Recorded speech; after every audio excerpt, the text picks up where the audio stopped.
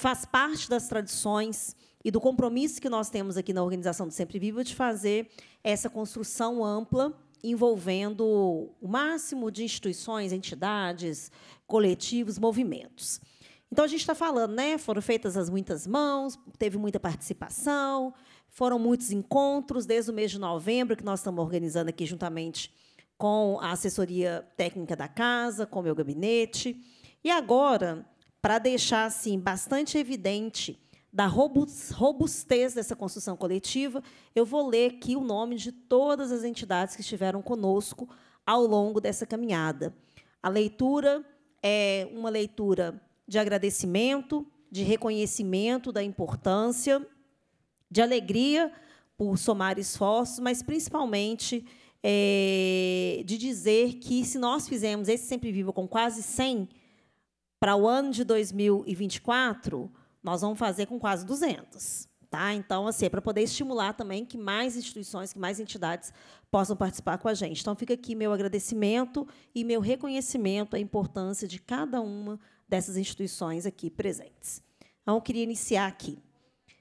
Associação Comunitária Vida Esperança do Tirol Barreiro, Associação de Pós-Graduandos da Universidade Federal de Minas Gerais, Associação das Escrivãs da Polícia Civil do Estado de Minas Gerais, Associação dos Farmacêuticos do Vale do Aço, Associação Mãos que Criam de Caeté, Associação Menopausa Feliz, Associação Mineira de Municípios, Associação Mulheres em Ação de João Molevade, Central dos Trabalhadores e Trabalhadoras do Brasil, Centro de Apoio Operacional das Promotorias de Justiça de Combate à Violência Doméstica e Familiar contra Mulheres no Ministério Público de Minas Gerais, Centro de Referência Especializado de Assistência Social de Poços de Caldas, Coletivo Clã das Lobas, Coletivo de Mulheres do Partido dos Trabalhadores de Minas Gerais, Coletivo de Mulheres do Partido dos Trabalhadores de Belo Horizonte, Coletivo Encrespa, Coletivo Hoje a Passarinho, Coletivo Maré Feminista, Comissão da Mulher Advogada da Ordem dos Advogados do Brasil, subseção de Ipatinga, Comissão de Apoio à Advogada Popular da Ordem dos Advogados do Brasil, seção Minas Gerais, Comissão Estadual de Mulheres Trabalhadoras Rurais da Federação dos Trabalhadores na Agricultura do Estado de Minas Gerais, Comissão da OAB, da Ordem dos Advogados do Brasil, seção Montes Claros, Conselho da Mulher Empreendedora da Associação Comercial, Industrial, Agropecuária e Prestação de Serviços e Clube de Diretores Lojistas de Ipatinga, Conselho Estadual da Mulher, Conselho Estadual de Saúde de Minas Gerais, Conselho Municipal da Mulher do município de Contagem, Conselho Municipal de Saúde de Belo Horizonte, Conselho Municipal dos Direitos da Mulher de Timóteo, Conselho Municipal dos Direitos da Mulher de Belo Horizonte, Conselho Nacional de Cineclubes Brasileiros, Conselho Nacional dos Direitos da Mulher, Conselho Regional de Enfermagem de Minas Gerais, Conselho Regional de Farmácia de Minas Gerais, Conselho Regional de Serviço Social de Minas Gerais, Coordenadoria Estadual de Políticas Públicas para as Mulheres da Secretaria do Estado de Desenvolvimento Social, Coordenadoria Estadual de Promoção e Defesa dos Direitos da Mulher da Defensoria Pública do Estado de Minas Gerais, Corpo de Bombeiro Militar de Minas Gerais, Defensoria Especializada na Defesa dos Direitos da Mulher em Situação de Violência, no DEM, Delegacia Especializada de Atendimento à Mulher de Diamantina, Departamento de Enfermagem da Pontifícia Universidade Católica de Minas Gerais,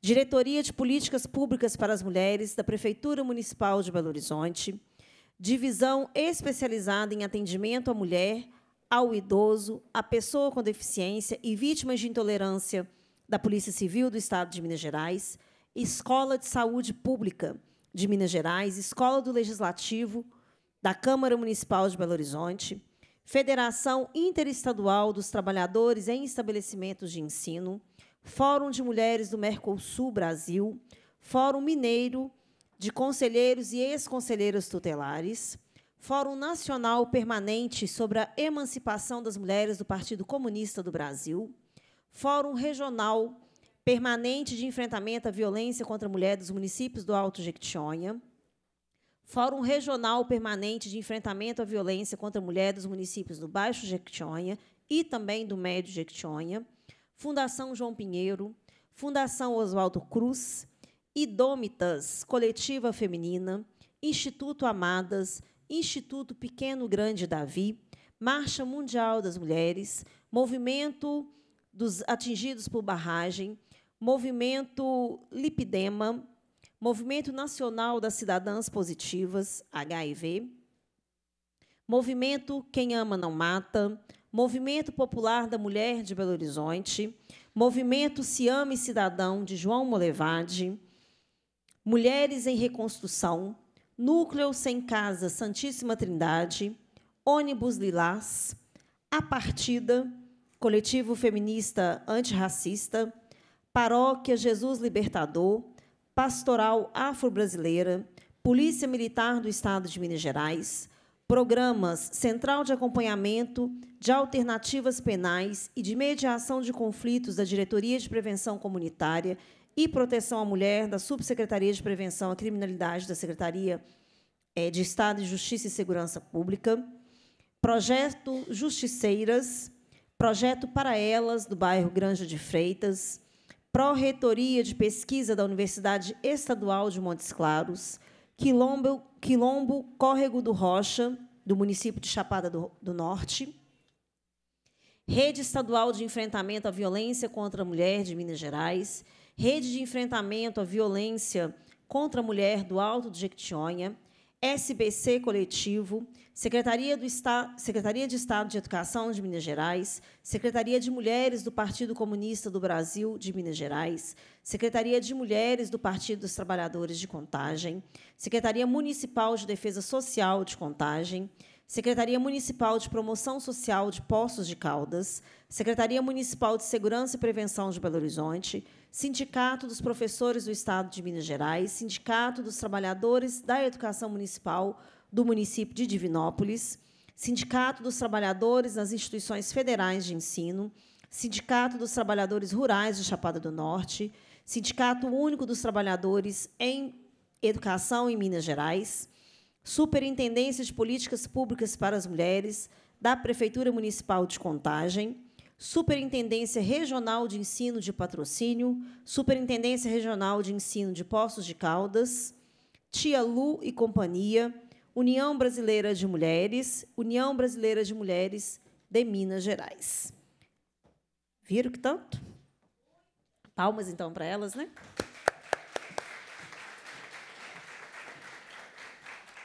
Aqui são as instituições, órgãos governamentais, representando aqui vários poderes que compuseram conosco, mas foi muito mais do que as instituições. E para representar, vamos dizer assim, né, uma militante, uma mulher da sociedade civil, como tem várias aqui que participaram conosco na organização, e não foi possível citar todos os nomes aqui, eu queria convidar a nossa poetisa, posso assim dizer?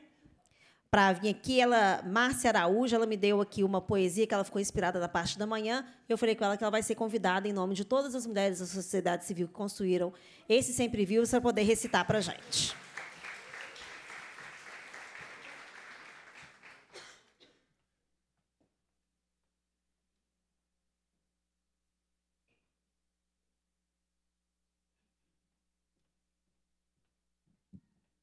Boa tarde.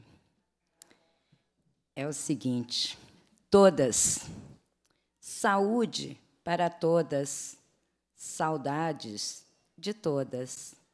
Todas que se foram por causa das faltas de respeito, de diagnósticos, de tempo, de olhares, de políticas públicas, de medicamentos e tantas outras de conhecimento público. Todas que se foram pelas violências, sempre vivas, continuamos a luta. Pelas que não estão, pelas que estão, pelas que virão, falando sobre viver, pois sabemos que viver é muito mais do que sobreviver. Muito obrigada.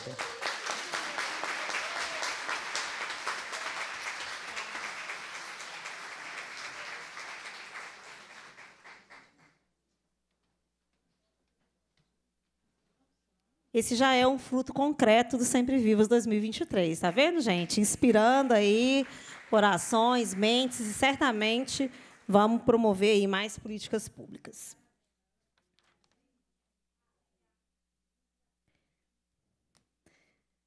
Nesta tarde, teremos o painel número 2, Saúde em todas as fases da vida, que abordará saúde sexual e reprodutiva, educação sexual nas escolas, gravidez na adolescência e planejamento reprodutivo.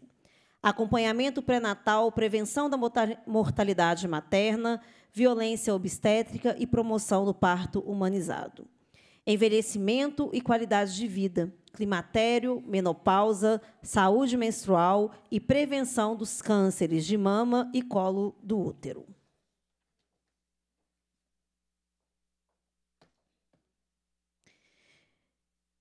Agradecemos também a todas e todos que acompanham esse ciclo de debates ao vivo, pela TV Assembleia, pelo portal e pelo YouTube.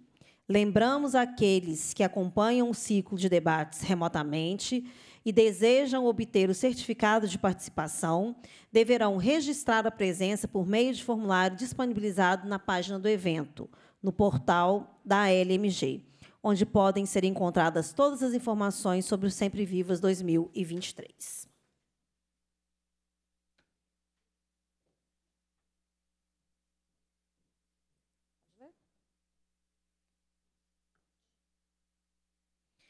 Este ano, o podcast Potiliza, da Rádio Assembleia, realizou novamente uma edição especial para o Dia Internacional da Mulher, abordando o impacto da sobrecarga do trabalho doméstico na vida e futuro da população feminina. Em entrevista com Nízia Reis, doutora em Sociologia e professora da Fundação João Pinheiro, ouça no portal da Assembleia ou nas plataformas streaming do áudio a edição número 51 do Politiza, com o tema Sempre Vivas 2023, sobrecarga de trabalho, um peso feminino. Convidamos para tomar assento à mesa as palestrantes. Paula Rita Bacelar Gonzaga. A Paula é doutora em Psicologia Social pela Universidade Federal de Minas Gerais, graduada em Psicologia pela Universidade Federal da Bahia, mestre pelo Programa de Estudos Interdisciplinares sobre Mulheres, Gênero e Feminismos da Universidade.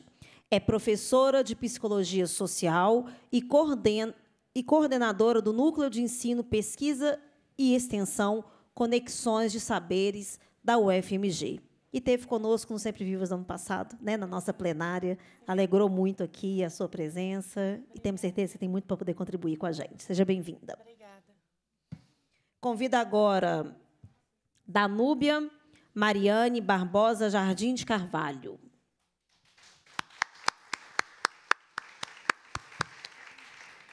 A Danúbia é doutora em Saúde Coletiva pela Fiocruz, Minas Gerais, mestre em Saúde e Enfermagem pela Universidade Federal de Minas Gerais e graduada em Enfermagem pela PUC Minas, com especialização em Enfermagem Obstétrica pela UFMG. Ela é professora do Programa de Residência em Enfermagem Obstétrica e do Programa Multiprofissional em Neonatologia no Hospital Sofia Feldman, da pós-graduação da PUC Minas e do curso de graduação em Enfermagem da FAMINAS, BH. E também colaboradora da área temática Saúde das Mulheres da Câmara Técnica do Conselho Regional de Farmácia em Minas Gerais. Seja muito bem-vinda, viu, Danúbia? Convidamos agora Ana Lúcia Valadares. Doutora com pós-doutorado em toconigicologia, tocoginecologia. Depois você fala direitinho. Pela Universidade Estadual de Campinas, graduada em Medicina e mestre em Ginecologia e Obstetrícia pela Universidade Federal de Minas Gerais. Ela é supervisora do Serviço de Climatério da Santa Casa de Misericórdia de Belo Horizonte e professora da pós-graduação em tocoginecologia da Unicamp. Membra da Comissão Nacional Especializada em Climatério da Federação Brasileira das Associações de Ginecologia e Obstetrícia, do Comitê de Climatério e Ginecologia Endócrina, da Associação de Ginecologia e Obstetrícia de Minas Gerais e do Comitê Nacional de Climatério e Anticoncepção da Sociedade Brasileira de Reprodução Humana.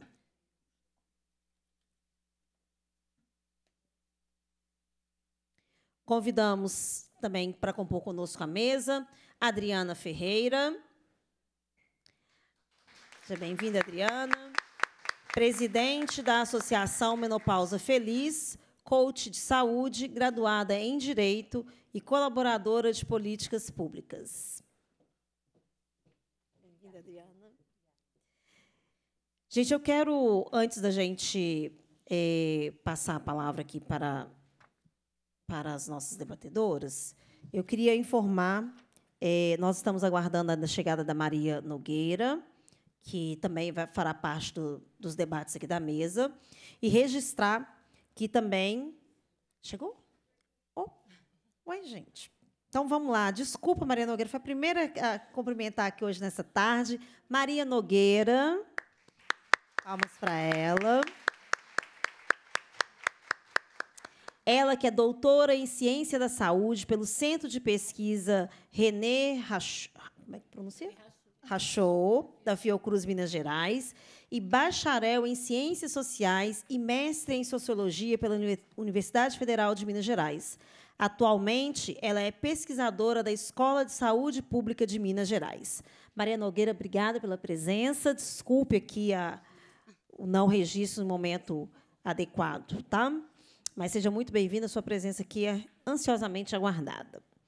E eu queria registrar que nós também fizemos o convite e tínhamos recebido a confirmação da presença da Mônica das Graças Azevedo, ela que é mestre em Gestão Social, Educacional e de Desenvolvimento Local do Centro Universitário UNA, especialista também em enfermagem obstétrica pela Universidade Federal de Minas Gerais. Mas, no decorrer do nosso painel na parte da manhã, nós recebemos aqui um comunicado de que ela não está se sentindo bem, inclusive com necessidade de atendimento médico hospitalar. Ligou, então, registrando a sua impossibilidade, pediu mil desculpas. Nós desejamos que não seja nada de grave, que passe rápido, mas a Mônica faria para a gente a abordagem sobre pré-natal, sobre parto e pós-parto. Então, infelizmente, a gente, por questão de saúde, nós não contaremos com a presença dela, mas o que não vai nos impedir de registrar aqui, de usar o microfone para falar da temática, e o que as nossas parceiras aqui da mesa não nos responderem, a gente encaminha e organizamos aqui uma forma de resposta para todas e para todos. Tá?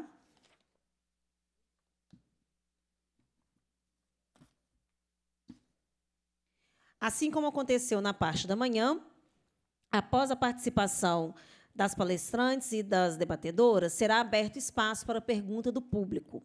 Aqueles e aquelas que participam presencialmente poderão fazer sua contribuição por meio de formulário próprio, que foi distribuído no credenciamento, ou solicitar aqui algumas das representantes aqui da equipe da casa.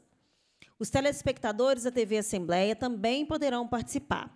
Basta acessar o portal Assembleia, www.almg.gov.br, ou direcionar a câmera do celular para o QR Code disponível na tela e enviar sua contribuição por meio da ferramenta Participe Agora. O evento também está sendo transmitido ao vivo pelo canal da Assembleia Legislativa de Minas Gerais no YouTube. Aqueles que acompanham o evento por esse meio poderão fazer suas perguntas diretamente no chat do YouTube.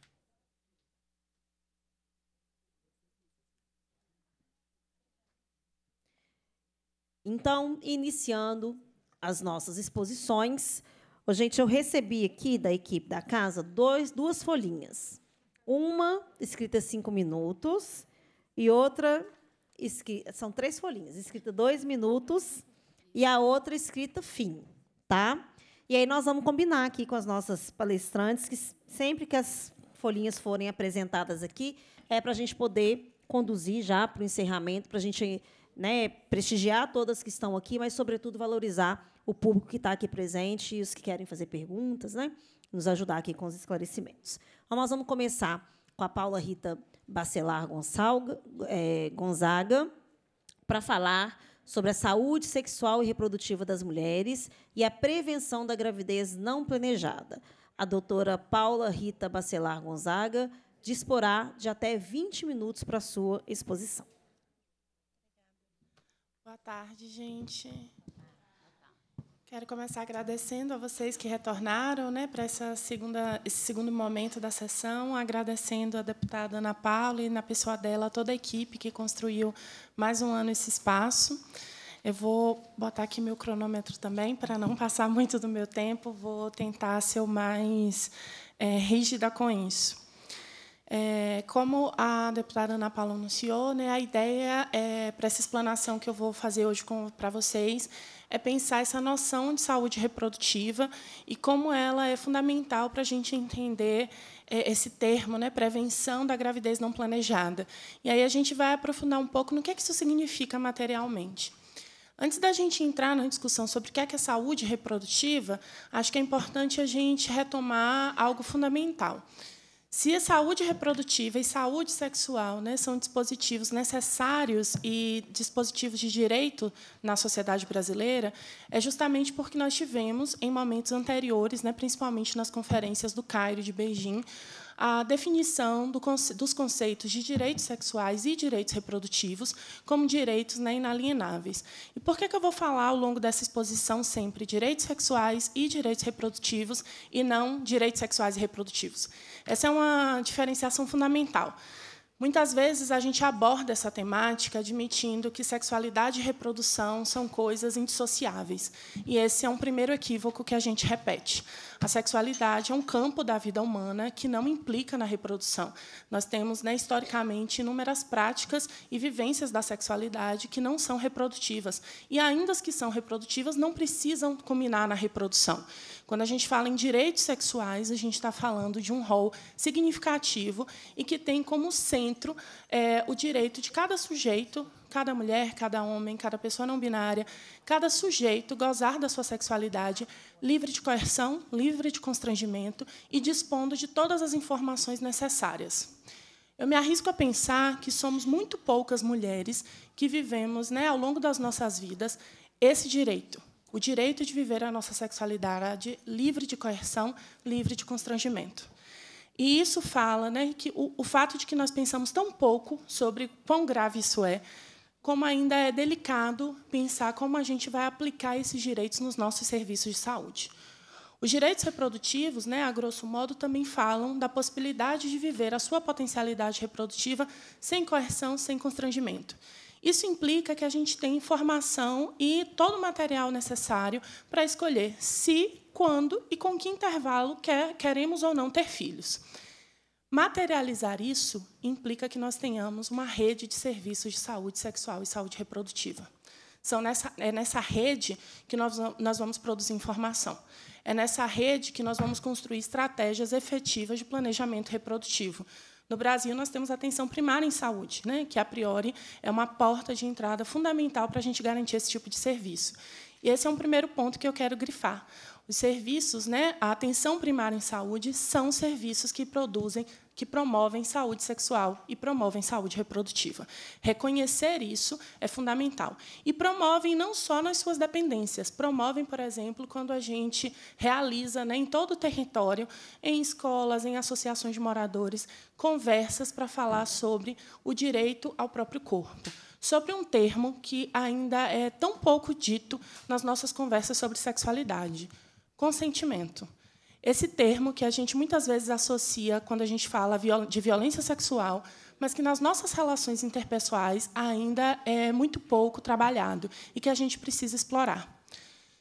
a necessidade dos serviços de saúde sexual e saúde reprodutiva existirem, principalmente, né, serem fortalecidos, porque nós somos, né, o Brasil é um país signatário dos acordos, né, que foram firmados nas conferências que eu citei, nas conferências do Cairo, de Beijing e de outros tratados que vieram depois, nos convoca a pensar também o que é a realidade do Brasil.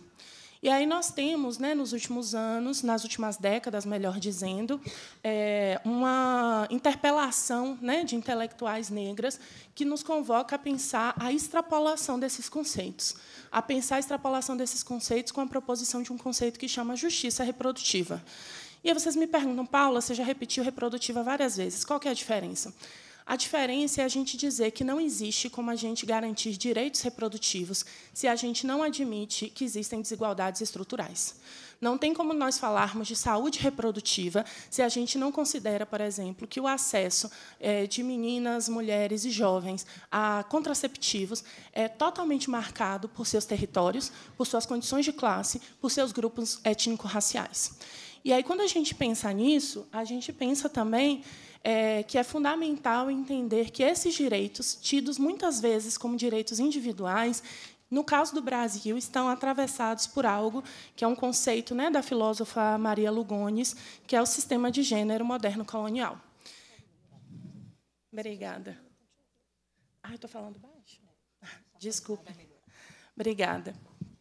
Sou professora, gente. A gente não é acostumada a falar no microfone, né? Então, às vezes falo baixo, às vezes falo rápido. Esse conceito nos ajuda a entender algo fundamental. Quando a gente tem a instauração de uma sociedade a partir da imposição da colonialidade, dos sujeitos que aqui existiam, dos sujeitos que aqui foram trazidos, a gente tem uma demarcação de o que é o humano. E esse termo é muito caro, né? Eu sou psicóloga, a gente estuda a humanidade, a gente estuda o indivíduo. Quem que é o humano? Também esse sujeito que a gente vai pensar como sujeito a quem se dirigem as nossas políticas públicas. Quem são as mulheres das políticas públicas de saúde? Porque, quando a gente fala, né, sobre as políticas públicas para a saúde da mulher, que mulher é essa? Que mulher é essa descorporificada que a gente nomeia sem marcar de onde é que ela vem?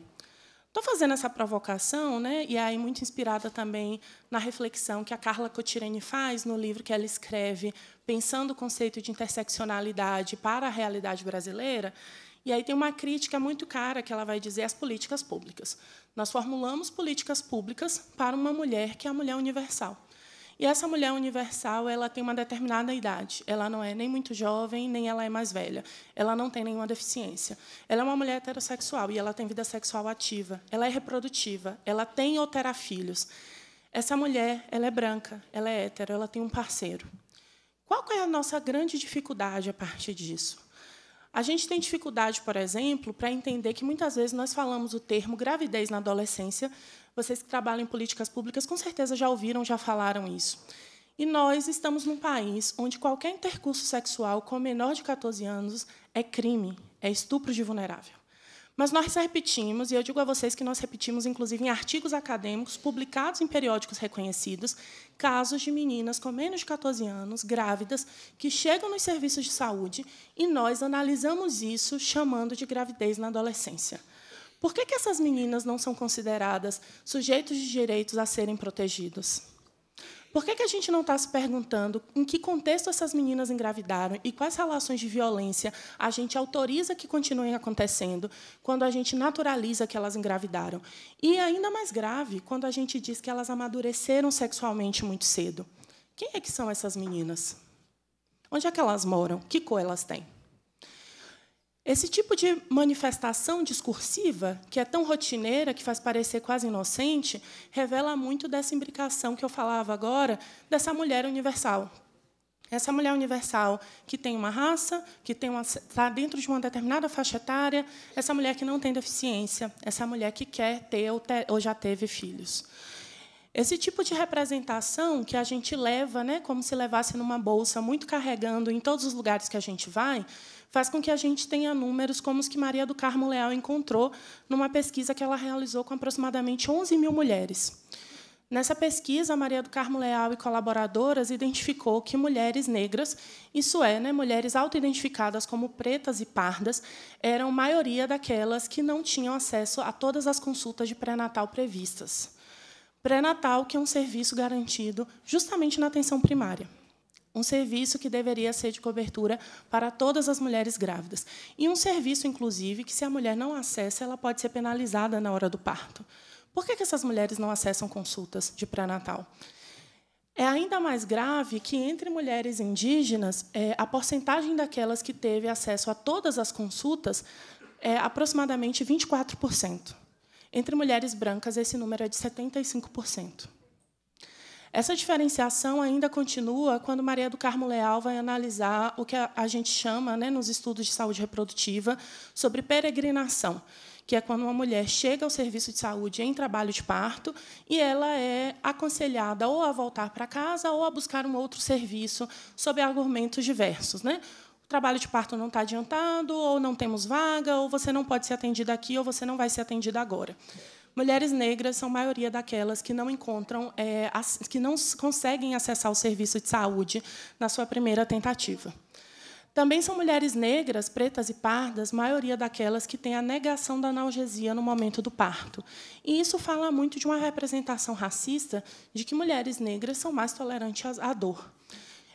Convido vocês, as mulheres que estão aqui presentes e também as que nos escutam de casa, a retomarem as memórias de seus partos ou das mulheres que pariram em suas vidas e o que é que essas mulheres contam. Que tipo de frase nós ouvimos no momento em que a gente vai parir um filho? Que tipo de pressuposição se faz sobre os nossos corpos e a nossa capacidade de parir? Que tipo de pressuposição se faz, inclusive, responsabilizando que você tem que aguentar porque, afinal, você fez um filho? Como se ter um ato sexual que culmina numa gravidez fosse quase um crime passível de penalização que, na hora do parto, é cobrado. É cobrado, diga-se de passagem, por profissionais da saúde, que não são investigadores, que não são delegados e que deveriam estar ali prestando cuidado. Isso é tão grave que nós convertemos serviços de saúde em lugares que, ao invés de gerar confiança nas mulheres que vão buscá-lo, geram medo. A epidemiologista Emanuele Góes, ela é enfermeira de formação e doutora em epidemiologia, ela vai constatar em sua tese, a partir de dados que ela constrói em maternidades públicas do Nordeste, que mulheres negras demoram mais tempo a acessar os serviços de saúde quando têm complicações pós-abortamento do que mulheres brancas. E, quando ela constata isso, ela vai investigar mais diretamente com essas mulheres, e o que essas mulheres dizem é do medo da humilhação racial, da omissão, da negação de atendimento. Esse dado que a Emanuele constrói na sua pesquisa é um dado que nos ajuda a entender por que mulheres negras são 66% daquelas que morrem em decorrência de mortalidade materna. Porque mulheres negras reconhecem que serviços de saúde não são espaços que as recebem com o cuidado devido. Não são espaços onde o que vai ser ofertado é necessariamente o cuidado. E percebam que isso não é uma responsabilização dos profissionais, mas é um convite que eu faço a vocês, profissionais. É um convite que eu faço porque nós precisamos pensar que muitas das pessoas que estão nessas maternidades, que estão nesses centros obstétricos, são mulheres. São mulheres exercendo um saber-poder, como define o filósofo Foucault, esse saber-poder que nos autoriza sobre o outro, dizer o que o corpo do outro faz, do que ele é capaz, até onde ele suporta e que tipo de intervenção eu posso ou não fazer. Esse tipo de exercício, a Isabel Jiménez Lucena, uma socióloga, ela vai nos dizer que estabelece uma relação entre elas e nós. Nós acreditamos que as mulheres que acessam determinados serviços são outra categoria de mulheres. Essas mulheres elas podem esperar e geram cenas dramáticas, como a que Gilberta Soares e Glória Raibai identificaram numa etnografia realizada numa maternidade na Paraíba, onde elas acompanham uma menina de 17 anos que fica esperando durante 19 horas para ser atendida num serviço de saúde com um sangramento pós-abortamento. Várias mulheres grávidas passam na frente dela nesse atendimento, e o argumento é que as mulheres grávidas têm preferência. Enquanto isso, essa adolescente espera sem comer, sem receber um medicamento para a dor, sangrando numa sala de recepção, até que a mãe dela se exalta, e aí as pessoas falam, não precisa gritar, ela vai ser atendida. Estou chamando vocês a atenção para isso, porque, quando nós falamos de prevenir a gravidez, eu acho que temos um ponto importante a dizer. Para falar sobre prevenção... Desculpem, gente. Para falar sobre prevenção de algo daquilo que não desejamos, nós precisamos falar sobre quais são os caminhos que nós temos de falar abertamente sobre contracepção, num país como nós vimos, né, a instauração de um pânico moral para falar sobre educação sexual. Como é que a gente previne gravidez, né? Assim, e é um termo bem engraçado, porque gravidez não é doença, mas como é que a gente diz que as pessoas que podem engravidar, que querem engravidar, podem, e como fazê-lo? E as pessoas que não querem, o que podem fazer? Nós conversamos sobre isso abertamente. Enquanto profissionais de saúde, nós conversamos sobre isso nos serviços onde nos inserimos, e pergunto a vocês mais, enquanto pessoas e mulheres, vocês conversam sobre isso abertamente com seus parceiros, com suas parceiras? Conversam sobre isso com suas amigas? Conversam sobre isso com suas filhas? E aí é fundamental que a gente entenda o risco que está colocado quando a gente tem uma concepção diminuta de quem são as sujeitas que serão alvo dessas políticas públicas. No conceito de interseccionalidade, a gente estabelece, né, a Kimberly Crenshaw estabelece 2 marcadores para dizer a limitação de uma leitura que não considera os atravessamentos dos sujeitos a quem se dirige, a superinclusão e a subinclusão. Me arrisco a dizer que, no Brasil, o que a gente vive, nas nossas políticas públicas para mulheres, é um quadro de superinclusão. Nós temos políticas para as mulheres, e essas mulheres em geral, mas que não verifica, efetivamente, quem são as mulheres afetadas por determinados problemas. Um exemplo significativo disso é que nós temos a Lei da Maria da Penha, e a gente não tem conversado ainda com profundidade sobre o fato de que, nos últimos anos, todas as pesquisas indicam que o feminicídio entre mulheres negras tem crescido significativamente, enquanto o feminicídio de mulheres brancas se reduz. Nós precisamos fazer políticas públicas a partir de uma perspectiva interseccional, considerando quem são os sujeitos efetivamente afetados por isso, né? Quem são os sujeitos que efetivamente precisam dessa política e como nós vamos refinar essa política. O meu tempo está quase se acabando, né? Mas queria fazer 2 ponderações sucintas antes de terminarmos. Falar sobre as desigualdades que atravessam as diversas mulheres, principalmente nessa semana, não é de forma nenhuma desagregar a nossa necessidade de construir uma luta fortalecida e unificada. Entender as desigualdades que nos marcam é chamar a nossa atenção para que todas possamos crescer a partir daí. É chamar a nossa atenção ao respeito e ao cuidado que nós temos quando há outras mulheres, né, que não aquelas com corpos historicamente legitimados para ocuparem lugares de poder, estão enunciando. E aí nós temos que ter muito cuidado, inclusive, quando a gente recorrentemente diz assim, mas tem poucas mulheres negras, ou poucas mulheres indígenas, ou poucas mulheres lésbicas, inclusive, né, que até hoje não tem uma política de saúde sexual e saúde reprodutiva garantida pelo Ministério da Saúde, foi um público ainda não atendido, né, e são mulheres. Nós precisamos falar também sobre elas, precisamos falar sobre as mulheres trans. Mas, mais do que precisamos falar, mais do que chamá-las para falar, nós precisamos ter a condução ética de escutá-las. Gosto muito quando a filósofa Gayatri Spivak vai dizer, né, interpela se pode o subalterno falar, e ela conclui dizendo que os subalternos sempre estiveram falando em linguagens diversas. A questão é que, muitas vezes, nós não queremos escutar, nos esforçamos para não escutar, ou ainda, né, fazemos questão de não aprender a ouvir da forma como elas falam. E aí, só para encerrar meu tempo, queria terminar com um trecho da feminista negra e lésbica Audre Lorde. Como mulheres, nós fomos ensinadas a ou ignorar nossas diferenças ou vê-las como causas de separação e suspeita em vez de forças para serem mudadas. Sem comunidade não há libertação, apenas o armistício mais vulnerável e temporário entre indivíduo e sua opressão.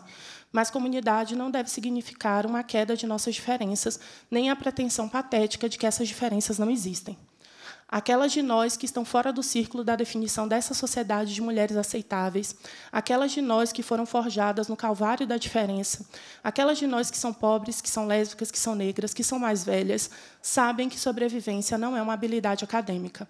É aprender como estar sozinha, impopular e, às vezes, injuriada, e como criar causa comum com aquelas outras que se identificam como fora das estruturas, a fim de definir e buscar um mundo no qual todas nós possamos florescer. É aprender como pegar nossas diferenças e transformá-las em forças, pois as ferramentas do mestre não irão desmantelar a casa grande. Elas podem nos permitir temporariamente ganhar dele em seu jogo, mas elas nunca irão possibilitar a causar uma mudança genuína. E esse fato somente é ameaçador àquelas mulheres que ainda definem a casa do mestre como a sua única fonte de apoio. E nós temos que nos interpelar se nós consideramos a casa do mestre nossa fonte de apoio, que tipo de relações escravocratas e colonizadoras nós continuamos fortalecendo também no nosso cotidiano, também com as nossas condutas, também nas nossas vidas. Obrigada.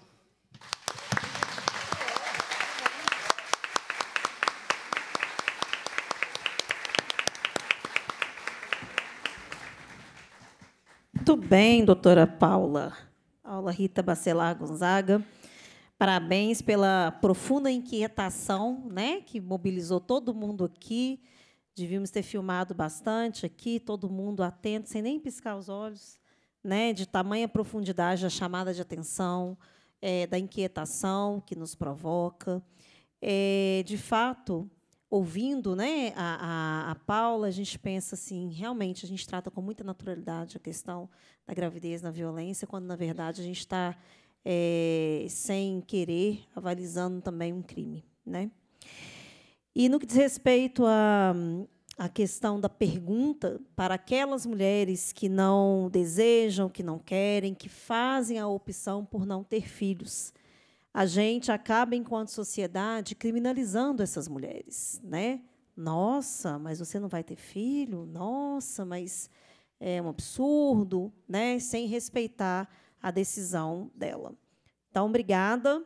Queria que aproveitar o ensejo, Paula, para registrar que nós temos aprovado aqui no Estado de Minas Gerais uma lei, inclusive foi um projeto de minha autoria apresentado aqui na casa, na legislatura passada, que leva para as escolas a noção básica da Lei Maria da Penha, não como uma disciplina, mas como algo que precisa ser tratado no cotidiano da escola, com a comunidade escolar, com professores, educadores, pais, adolescentes, jovens, né, na perspectiva das meninas, das mulheres, para levar o conhecimento da lei, falar sobre os tipos de violência que elas estão expostas, que nós estamos expostas, mas especialmente para falar com os meninos, com os jovens, com os futuros homens, porque são eles quem cometem as agressões. E, se eles não tiverem um momento, uma oportunidade e um compromisso do Estado de dizer a eles que aquilo que, em algum momento da nossa história, era contado como piada ou simplesmente não precisava ser conversado, como a questão do consentimento, por um exemplo, a gente vai estar reproduzindo esse modelo e nós vamos estar cada vez mais falando com mulheres, quando, na verdade, a gente precisa falar com eles, porque são eles que vão, né, que cometem os crimes. Então, a gente está trabalhando aqui também, intensificando a nossa fiscalização para que o Estado de Minas Gerais possa implementar o mais breve possível a realização e as práticas dessa lei, que eu acredito que, num futuro curto e num brevíssimo espaço de tempo, a gente pode ter meninos e homens mais conscientes e, consequentemente, que nos respeitarão mais. Tá? Um registro aqui. Bom, vamos convidar agora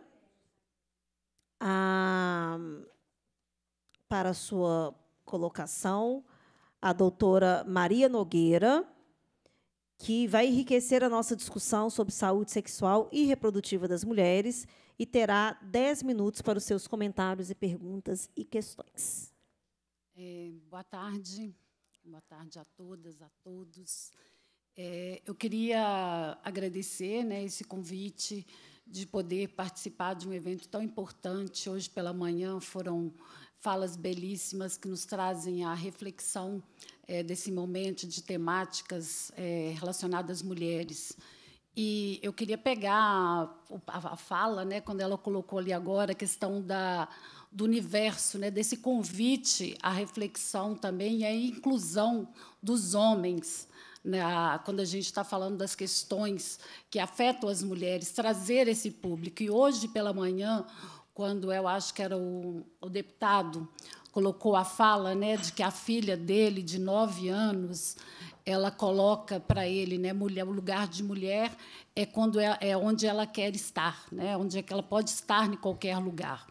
E um avanço, mas eu acho que o avanço maior é quando esse menino de 13 anos não interrogar essa menina quando ela coloca a possibilidade de estar num outro lugar que esse homem está colocando para ela, que esse menino de 13 anos. Né? Então, o avanço também é essa transformação de uma indagação desse menino de 13 anos. Né? Então, quer dizer, a mudança está aí está num polo. Né?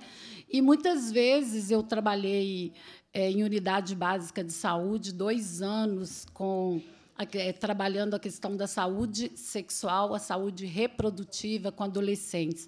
E a gente percebia um distanciamento, né, dos nossos adolescentes das unidades básicas de saúde. Então, quando a gente pensa na política pública, onde que está o lugar desse adolescente ser ouvido e ser escutado, né, quando a gente está falando da questão do lugar de fala, da escuta qualificada. Será que nós escutamos os nossos adolescentes? Será que existe uma escuta qualificada?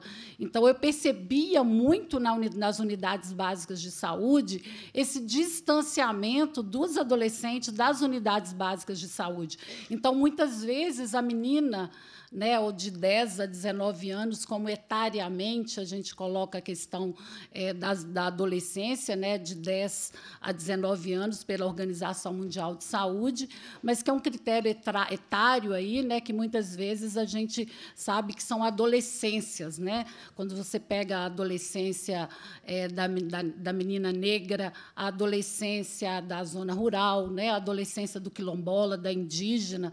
Então, nós temos várias configurações aí para fazer essa escuta desse adolescente.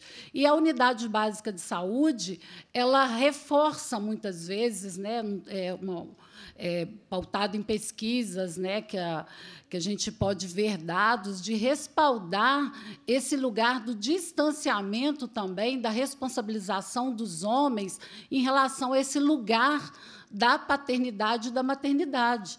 Então, quantas vezes os meninos, né, os adolescentes, relatavam e relatam, né, em pesquisas que mostram essa exclusão desse lugar também do masculino, que já começa essa dificuldade do que a Anícia estava trabalhando na manhã, dos papéis, né, com a divisão social dos nossos papéis femininos e masculinos. Então, reforçando esse lugar da maternidade como esse lugar da natureza do feminino. Então, não que essa recolocação, né, desse lugar da paternidade, da maternidade, né? E, voltando, né, eu estava pensando, refletindo hoje pela manhã, da questão do viver é mais que sobreviver. Aí eu fui buscar o significado, né? Viver é existir naturalmente, é transcender, é manifestar as possibilidades da essência, independente para além do material. Então, quando a gente pensa nessa sociedade e que faz uma ligação direta entre essa essência da mulher e a questão da maternidade, né? essa maternidade compulsória, essa indagação que ela estava colocando, né? Quando você não tem filho, eu sou uma mulher que não tem filhos, e eu sou cobrada o tempo todo pela família, e se existe um problema, mas por que você não teve filhos? Você não pode ter filhos? Isso não pode ser uma escolha, né? Então, quer dizer, existe aí uma maternidade e que não é legítimo, né, esse lugar da não maternidade para as mulheres. E, ainda mais, quando você só tem um filho, ainda vem a cobrança. Nossa, mas só um filho? Você não vai ter outro? Então, essa mulher, nesse lugar também de responsável pela essa transcendência, né, esse lugar do olhar capitalista, né, sobre a questão da maternidade, que nos impõe o que a Anícia estava trazendo hoje pela manhã, essas reflexões dessa sobrecarga de trabalho, né? Ontem eu estava vendo no Fantástico, por exemplo, a questão da amamentação, né? Como as mulheres conciliar a amamentação e naturaliza também, né? É instintivo, é natural, né? E a mulher, muitas vezes, passa pelo processo de amamentação com essa dificuldade. E outra, ele fala, uma conta que não fecha. A licença maternidade são 4 meses, né? A mulher tem que amamentar no mínimo até 6. E aí isso recai sobre a mulher essa cobrança, a culpa. Aí vem toda a questão, né, da gente pensar na saúde mental dessas mulheres. Então, como pensar nesse viver com essa essência naturalizando a questão da maternidade? E aí eu pensei na palavra também sobreviver. E a palavra sobreviver, para além dessa sobrevivência, né, que eu fiquei pensando, todas aquelas mulheres que foram 60 mulheres, 5 minutos, não, isso é cruel. Essas 60 mulheres, né, que perderam a vida, nós temos as famílias que estão ali sobrevivendo, resistindo. Então, eu acho que as mulheres, né, nesse sentido de sobrevivência dessa luta, né, de persistir, de resistir, de viver apesar de, né? Então, o espaço, igual a representante do movimento estava colocando, né? Às vezes o espaço do luto ele é interrompido por essa busca incessante de uma coisa que seria natural, que é a justiça, a punição dos culpados, né? E acaba criando esse vácuo aí, essa lacuna entre esse evento e a vida dessas mulheres.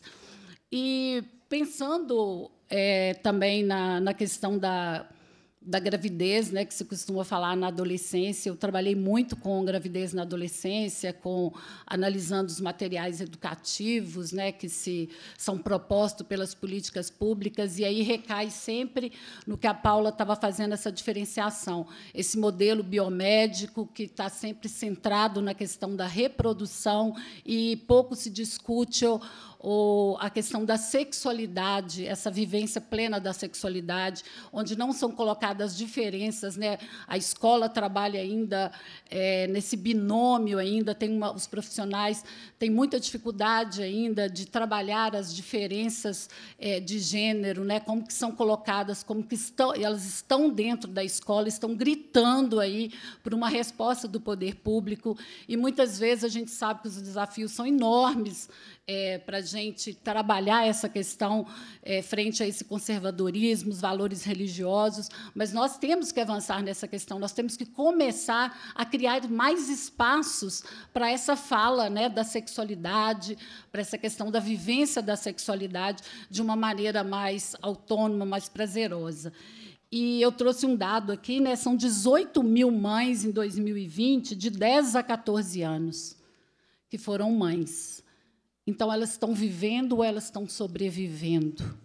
Né? Elas estão sobrevivendo, apesar de ter tido um direito negado, muitas vezes o direito ao aborto, que é garantido, mas que, muitas vezes, a gente sabe das inúmeras barreiras que elas encontram para ter esse direito garantido. Então, como é que a gente pensa, né, nessas meninas mães? Então, retomando a fala da Maria do Carmo, quando a gente pensa em acessibilidade, e ela colocou um ponto que é a aceitabilidade. Então, quando você tem o acesso, você tem que ter a aceitabilidade. Então, quando a gente pensa na política pública para adolescente, nós temos que, primeiro, pensar que adolescente faz sexo, né? Que mãe faz sexo, que a mãe, aquela mulher que deu à luz, né? Uma vez eu fui fazer uma palestra e o título, né, da conversa era Mãe Também Faz Sexo. E depois, quando eu terminei a minha fala, um rapaz jovem, 20 e poucos anos, ele me chamou e falou assim: nossa, eu fiquei chocado quando você foi falando assim, eu fiquei pensando em minha mãe fazendo sexo. Eu falei, mas sua mãe faz sexo, você foi concebido como? Né? Então, quer dizer, a partir do momento que ela é mãe, a sua sexualidade é zerada. Por quê? Porque agora você é mãe. Né? Porque agora você né, vai cuidar do seu filho. Né? E a gente sabe que casais têm até dificuldade, né, na manter a relação sexual após o casamento, por causa disso também, né, o espaço, o momento da mulher. Então, nós temos muitas questões, né, para discutir nesse âmbito de direitos, né, a se pensar a questão da sexualidade. O direito do adolescente, por exemplo, quando se coloca a questão do sigilo, da consulta sigilosa, e a gente pensa que a gente tem unidades básicas de saúde, onde que não tem espaço nem para uma consulta não sigilosa, enquanto mais uma consulta sigilosa. Né? Então, o adolescente, muitas vezes, ele não se apropria desse espaço da saúde. Aí, muitas vezes, aí tem a grande questão. A menina que é adolescente, ela engravidou porque estava fora da escola ou ela saiu da escola porque ela engravidou? Né? Porque, muitas vezes, ela engravida, ela já está fora da escola, porque a trajetória dela já está delimitada por esse papel né, que, entre aspas, né, ela vai assumir dentro da família, né? Eu me lembro que, quando eu fui fazer a minha primeira pesquisa, eu estava na graduação ainda, e eu entrei na unidade básica de saúde e falei com eles que eu estava lá para discutir o problema da gravidez na adolescência. Qual que é a resposta que eu tive? Vocês podem imaginar? Eles falaram: não, aqui não tem esse problema, não. Aqui é uma solução. Aqui a menina, quando ela fica grávida, ela para de ir para o funk, ela vai cuidar do menino, ela não vai ser mais estuprada, porque os traficantes, eles respeitam, tem uma legitimidade, esse papel, né? Ela vai ser vista pela unidade básica de saúde. E aí a gente começa a pensar, né, problema para quem essa gravidez? Como é que a gente lida com um profissional de saúde ou com um lugar que está ali para proteger o adolescente, que não percebe isso como, no mínimo, uma questão a ser cuidada, a ser diferenciada, né? Nós temos uma diferença entre uma menina que vai engravidar aos 14, aos 15, uma mulher adulta, né? Então, assim, o grupo de pré-natal, as meninas relatavam para mim: a gente vai para o grupo de pré-natal com as mães que são mães de 3, 4 filhos. Elas se sentiam um pouco à vontade, porque essa mulher universal que a Paula estava trazendo, né? Coloca esse lugar do universal para as mulheres. Então, essa dificuldade de fazer essa diferenciação, né? E a gente acaba tendo uma educação, às vezes, muito protocolar, muito resumida. Se a gente pegar os parâmetros curriculares nacionais, os parâmetros curriculares nacionais colocam, né, eles usam o termo educação sexual na escola como um modelo transversal. A gente não conseguiu chegar nem a 2 minutos que eu estou falando aqui, que vai acabar.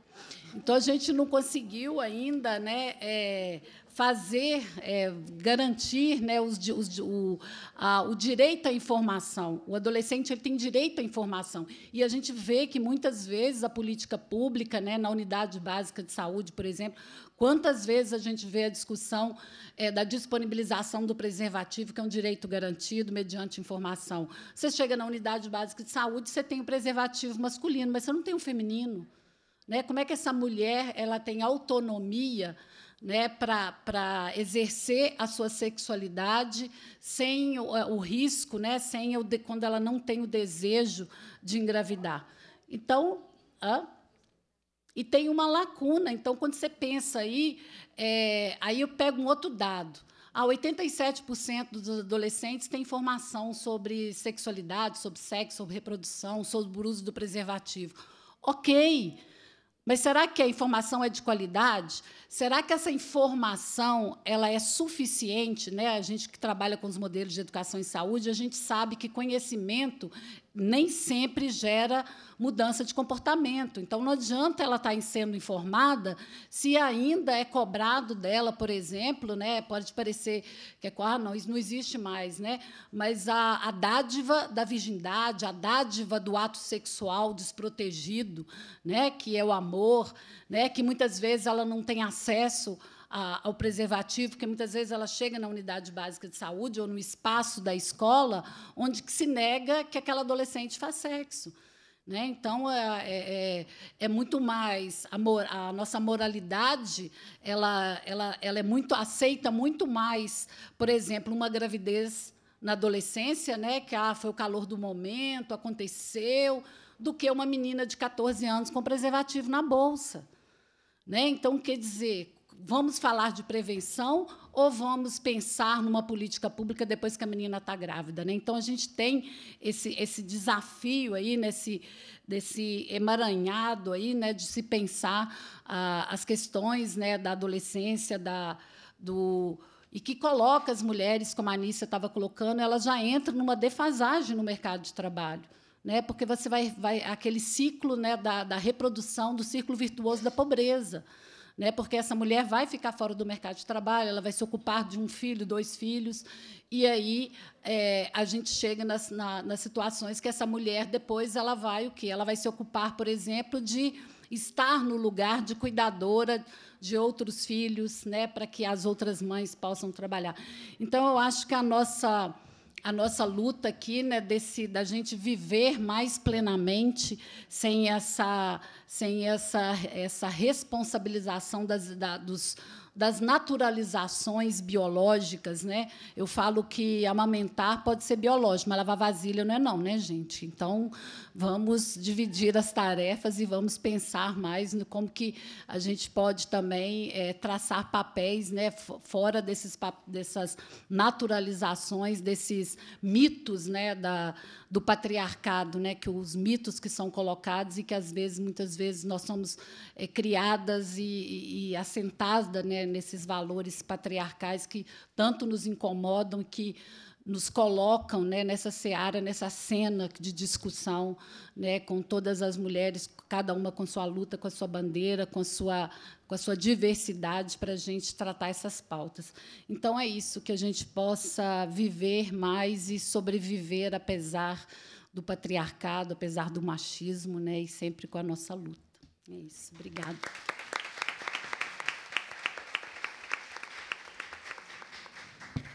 Muito obrigada, Maria Nogueira, pelas palavras, pela reflexão, por nos permitir aí reviver o significado dessas palavras tão importantes que nós trouxemos como temática aqui hoje para o nosso Sempre Vivas.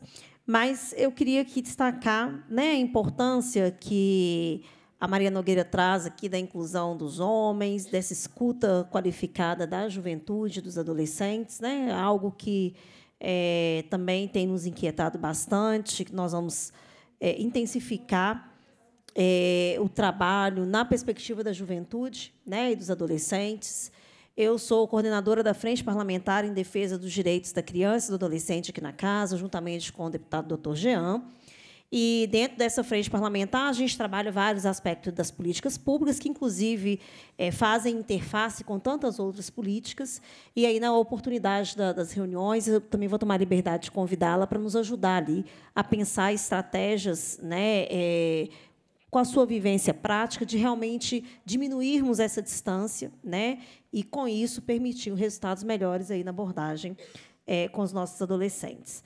Outra coisa que chama muita atenção na fala dela é a naturalização, né? A naturalização do problema da gravidez na adolescência e a naturalização, consequentemente, das inúmeras violências sobre quais nós, mulheres, estamos aqui sujeitas.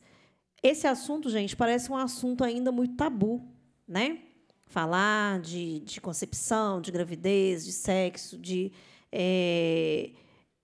preservativos, métodos contraceptivos, isso ainda é muito tabu. Mas a gente que tem a responsabilidade de caminhar numa construção de uma sociedade que seja, de fato, justa, igualitária para todos e para todas, a gente tem que encarar esses assuntos com a responsabilidade que nós temos.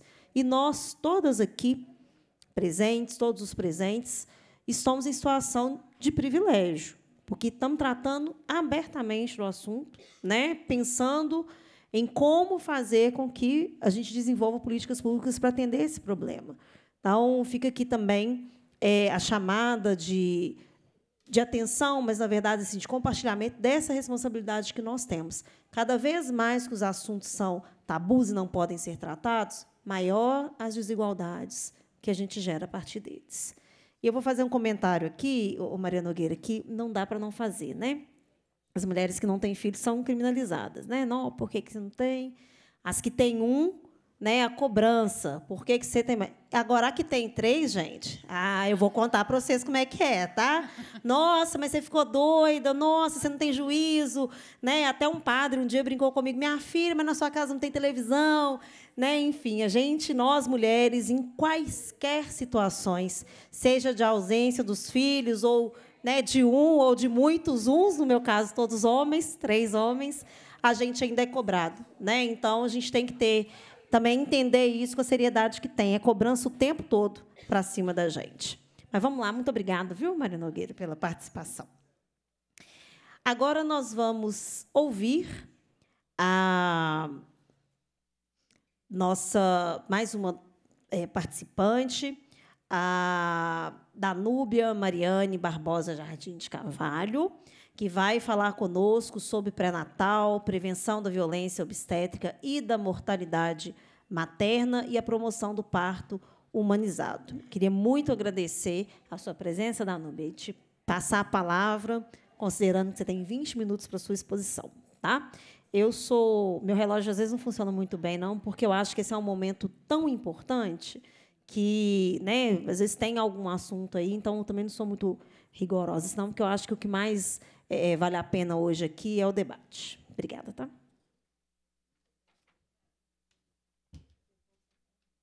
Eu vou passar o microfone para ela, mas antes, gente, deixa eu registrar aqui a presença de duas pessoas que estão, entre aspas, invisíveis aqui nesta sala, mas são os nossos tradutores de Libras que estão transmitindo aqui toda a nossa tradução para quem está acompanhando através das redes sociais ou da TV. Saudar e cumprimentar a Fabiana Pereira de Souza e também o Paulo Silva, que estão nos acompanhando desde a parte da manhã, transformando também o Sempre Vivo no espaço de inclusão para os que não escutam. Palma para eles.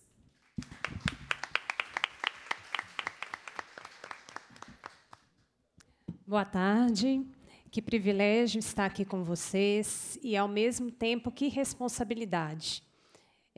Meu nome é Danúbia, eu represento aqui as enfermeiras obstétricas de Minas Gerais e do Brasil, e também nós, mulheres, né, que somos mães, trabalhadoras, profissionais, e tive aqui o prazer de encontrar duas grandes pessoas aqui que eu quero cumprimentar vocês todos em nome das duas, Jade e Mônica, duas colegas aí na luta nossa diária por saúde das mulheres. Eu preparei algumas lâminas aqui, que, na verdade, é só para um direcionamento da minha fala, e que eu gostaria muito que vocês pudessem discutir comigo qual é o universo do acompanhamento pré-natal, a prevenção da mortalidade materna, o tema que hoje eu tomo parte da minha vida como estudiosa e pesquisadora, que é a violência obstétrica e a promoção do parto humanizado, numa tarefa, assim, quase uma missão impossível de falar em 20 minutos. Então, vamos lá. Eu trago aqui uma primeira colocação, na verdade, uma provocação da saúde das mulheres em seus desafios atuais, e talvez eu poderia ficar aqui em um único slide. Pode passar, por favor.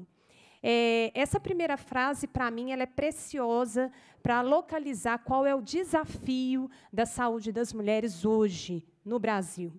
Nós vivemos com o machismo estrutural, cultural, com a misoginia, com um conservadorismo, Paula, que impacta direto na tua fala, e de como as nossas meninas e as nossas mulheres estão sendo completamente abandonadas diante disso.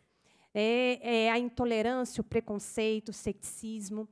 E também nós temos o inadmissível aumento da violência em todas as suas formas de ocorrência. Isso, os estudos eles estão aí para mostrar e falar para a gente, olha, o que devemos e o que podemos fazer por elas. A permanência das elevadas taxas de mortalidade materna, e, em especial, atenção à tragédia da Covid-19. Nós temos uma tragédia que será sempre uma marca negativa na história do nosso país, em relação às mortes maternas e o cuidado negligenciado às mulheres. O processo de medicalização de corpos e desapropriação das autonomias, a degradação, e eu queria muito chamar a atenção, e destruição dos serviços primordiais de planejamento sexual e planejamento reprodutivo, e também as questões associadas às mulheres vítimas de violência. Nós tivemos serviços que foram completamente desestruturados e convertidos em assistência aos pacientes para a Covid-19. E essas mulheres elas ficaram completamente desassistidas em relação a serviços primordiais para o atendimento a esse público. E a estagnação de políticas públicas, né? Durante esse tempo todo se discutiu muito pouco. Pelo contrário, e eu marco aqui de uma forma muito consciente, nós tivemos o retrocesso de inúmeras políticas públicas, inclusive o desconhecimento da profissional enfermeira obstétrica na assistência ao parto e nascimento, na última política pública que, graças a movimentos, foi revogada. Bom, nós temos uma trajetória aí de políticas públicas no Brasil e, hoje, a nossa política pública de maior reconhecimento é a Rede Cegonha, e nós temos aí uma agenda, que é a Agenda 2030, um impacto que a gente tem de produzir ações que cumpram a Agenda 2030, com especial atenção para o objetivo 3, que é assegurar uma vida saudável e promover o bem-estar para todos, em qualquer idade. E aí eu tenho aqui alguns enfrentamentos importantes. Eu queria chamar a atenção aqui para as causas preveníveis de violência e as causas preveníveis de morte materna e a promoção da justiça reprodutiva, um tema que já é abordado na fala da doutora Paula. Então, trago aqui uma provocação que eu queria levar para uma discussão. Próxima, por favor. Como alcançar e garantir acesso? Mulheres em situação de violência, mulheres em situação de rua, as mulheres privadas de liberdade, que ainda chegam algemadas aos serviços públicos, passam com aquela roupa caracterizadora, da sua criminalização, na frente de todas as pessoas que aguardam atendimento, para serem atendidas em serviços que são, inclusive, abordados, por como elas são atendidas e como elas são acolhidas. Nós vimos hoje, gente, de uma forma tão gritante, a exposição, e todo o desrespeito com a comunidade indígena, e aí eu acrescento aqui as mulheres ribeirinhas, quilombolas, a comunidade LGBTQIA+, as moradoras de invasão, de áreas de invasão, que sequer têm o direito de serem vinculadas à rede de atenção à saúde. Isso é uma tragédia para o acesso a esses serviços, que são direito, de todas essas mulheres. Bom, falar de acompanhamento pré-natal é falar de números. De uma forma bem pontual, nós tivemos mais de 2 milhões de nascimentos no ano de 2022, só em Minas Gerais, 215.121 novas vidas. Nós tivemos cerca de mais de 18 milhões de consulta de pré-natal. Pode passar para mim, por favor. E, no mundo inteiro, nós temos aproximadamente mais de 810 milhões de consultas de pré-natal. E como a gente alcança essa população e qual é a assistência que nós pretendemos dar para essas mulheres? Pode passar, por favor. A gente tem uma questão muito importante, que é a definição como um dos objetivos do milênio, assistência pré-natal. Pode passar. E eu queria chamar muita atenção para isso, que a assistência pré-natal ela não deve ser focada apenas em cuidados que são laboratoriais ou cuidados que são técnicos. Uma medida de um útero-fita ou mesmo a ausculta de batimentos cardíacos do bebê. É para além. Nós temos um processo de educação em saúde a ser construído durante todo o processo de assistência pré-natal. E, minimamente, garantir a essa mulher o atendimento que ela precisa para o parto e nascimento, com vinculação dessa mulher na rede de atenção ao serviço em que ela receberá aquele bebê.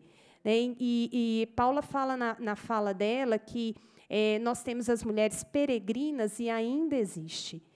As mulheres que elas têm que buscar o atendimento que a rede não oferece. Então, em que situação nós vamos localizar essa mulher dentro das políticas públicas que garantam o mínimo de vinculação em rede para um nascimento seguro e eventuais emergências que possam ocorrer? Vocês vão ver que a grande causa de morte materna no Brasil e no mundo, ela vem de causas evitáveis, causas preveníveis, causas que ainda matam em um século e que você tem discussões milenares trazendo quais são os apontamentos que a gente tem para a prevenção dessa morte, né, que é uma tragédia não só para a família, para a sociedade. Pode passar, por favor. Dentro do componente da Rede Cegonha, nós temos o pré-natal como um dos componentes, não só o pré-natal vinculado às unidades básicas de saúde, a estratégia de saúde da família, atenção primária, mas também a garantia, que eu chamei a atenção em vermelho, do pré-natal de alto risco, e a garantia da vinculação, como eu disse, à maternidade para assistência ao parto e nascimento. Pode passar, por favor. Eu queria ganhar um tempo nessa lâmina, porque eu acho que aqui é o coração do que a gente precisa de discutir para a assistência pré-natal. A assistência pré-natal, ela minimamente precisaria garantir acolhimento, vinculação dessa mulher, não só na rede de atenção, mas a vinculação da rede de atenção à comunidade. A comunidade que essa mulher está inserida, com as suas características, os seus costumes, as suas tradições, que precisam de ser levadas aos serviços públicos de saúde. O desenvolvimento da rotina de pré-natal para além dos exames laboratoriais e exame físico, né, não é diminuindo de forma alguma o exame físico ou os exames laboratoriais, mas não restringir o pré-natal apenas a eles. A identificação precoce e o acompanhamento dos agravos em saúde que essa mulher pode vir a desenvolver durante a assistência pré-natal. E a gente tem discutido muito nos nossos grupos, né, principalmente enquanto pesquisadores, qual é o impacto disso na qualidade de vida dessas gestantes e também qual o impacto disso na redução da mortalidade materna. O cuidado orientado por um modelo multiprofissional e transdisciplinar, né, nós precisamos de reconhecer os múltiplos profissionais envolvidos nesse processo e o desenvolvimento desse espaço de práticas educativas, práticas de empoderamento feminino e assistência ao parto, trabalho de parto, sempre pensando que as orientações elas são inicialmente designadas todas dentro da assistência pré-natal, né? E, em alguns momentos, eu falo com vocês com tamanha tristeza, a mulher sequer sabe o que vai acontecer com ela ao final da sua gestação. Ela não sabe para onde ir, ela não sabe aonde buscar assistência, ela não sabe o que vai acontecer. E nós vivemos isso dentro de um cenário em que, em algumas situações, essa mulher fez mais de 10 consultas de pré-natal. E, em momento algum, ela foi orientada em relação ao trabalho de parto, ao parto, e sequer, gente, um momento de tamanho desafio para a mulher, a assistência ao puerpério, né, o pós-parto. Entrega-se um bebê e fala com ela, se vira, agora ele é seu. Sem qualquer tipo de orientação e quer cobrar aleitamento materno, né? Que o aleitamento materno seja algo instintivo. E isso é uma questão que é muito pouco discutida. Na graduação, gente, é pouquíssima carga horária de ensino das questões associadas, inclusive, e de valorização, eu queria colocar isso também, das práticas de educação em saúde, como são preciosas e pouco valorizadas, inclusive na graduação, em todos os cursos da área da saúde. Tá? Então, a gente precisa de chamar atenção para isso. O que a gente tem feito para minimamente apresentar a essa mulher os desafios que ela vai vivenciar, como é o desafio da amamentação? Bom, eu tenho uma certa raivinha, tá, gente, quando fala desse ato instintivo, porque, para mim, foi o momento de maior sofrimento no puerpério, foi o aleitamento materno. E aí eu fico assim, né, assim, dói na alma. Quem viveu os desafios, dói na alma, né? Parece que é entregar e colocar no peito e está tudo resolvido, né? Se fosse somente isso, né, nesse processo todo, né, de receber uma nova vida. E, em relação à prevenção da mortalidade materna, eu vou passar muito breve, mas eu preciso de mostrar isso para vocês. Pode passar, por favor. Nós temos aqui algumas questões que são muito importantes, o reconhecimento da mortalidade materna como indicador que expressa um desenvolvimento social. E, mais do que isso, um marcador de desigualdade social. A gente tem uma violação de direitos humanos essenciais, inclusive o direito à vida. Né? Quando eu ouvi a temática, né, além de sobreviver, né, eu pensei muito nas questões associadas à mortalidade materna. Refletem o acesso e a qualidade desse serviço que vai fazer a assistência durante todo o ciclo gravídico, inclusive puerperal. Vocês vão ver que as mulheres são desassistidas no puerpério, momento em que você tem agravamento de condições que são importantes e marcadores da morte materna. A gente pensa em justiça social, a gente pensa em justiça reprodutiva, a gente pensa em qualificação de cuidados, a gente pensa em políticas públicas que organizam e vão direcionar estratégias de enfrentamento. E a gente pensa nesse problema como um grave problema de saúde pública. Um grave problema de saúde pública, que precisa de ser enfrentado com todo o rigor necessário para a redução desse indicador. Pode passar, por favor? Nós temos aí, olha, eu trago só para a gente situar a conversa, né, o marcador que é utilizado na discussão sobre mortalidade materna é a razão de mortalidade materna. A gente tem a razão de mortalidade materna situada como baixa, abaixo de 10 para cada 100 mil nascidos vivos, 10 óbitos. Entre 10 e 49 é classificada como média, entre 50 e 99 alta, e acima de 100 mortes para cada 100 mil nascidos vivos, muito alta. Eu usei 2 documentos essenciais, o Plano de Enfrentamento da Mortalidade Materna do Estado e também o painel epidemiológico. Pode passar, por favor. Olha só, um recorte histórico que eu queria chamar a atenção, pode passar, os anos pandêmicos. Olha o que a gente teve em 2021. A nossa razão de mortalidade materna, ela situou em 60 mortes para cada 100 mil nascidos vivos. Nós tivemos um salto da mortalidade materna nos anos pandêmicos, 2020, 2021, e não esqueçamos, por favor, estamos ainda num processo pandêmico. 2022, né, nós temos ainda que alcançar a cobertura vacinal, são inúmeras mulheres que chegam aos nossos serviços. Eu não vou tomar aquela vacina que foi feita para causar aborto. Eu ouço isso. Eu não vou tomar aquela vacina que fulano não me assegura tomar. E nós temos cobertura vacinal inadequada, e que a gente precisa de lutar para o aumento da cobertura vacinal dessas mulheres, porque elas estão ainda morrendo. A causa Covid, hoje, em um número bem menor do que o que ocorreu na tragédia de 2021. Mas nós temos ainda essa situação batendo a nossa porta. Pode passar, por favor. Queria chamar a atenção aqui, olha só, aquele azul em destaque, a ocupação dessas mulheres donas de casa.